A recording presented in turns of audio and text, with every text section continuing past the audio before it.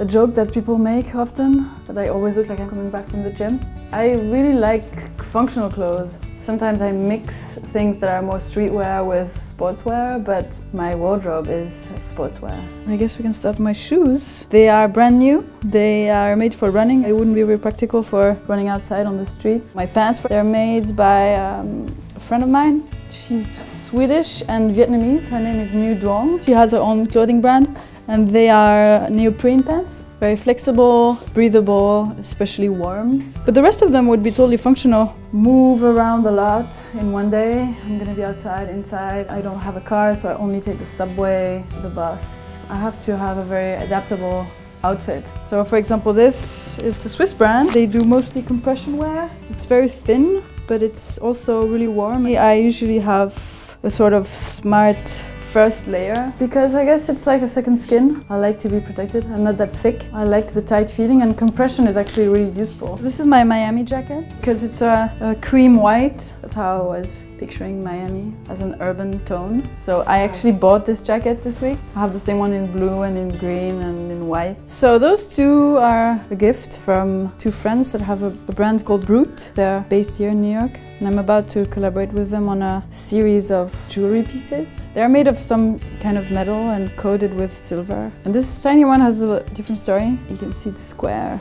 It's not a round ring. It was given to me by my godmother, and it belonged to her aunt, who was the first woman in Europe to be racing cars professionally.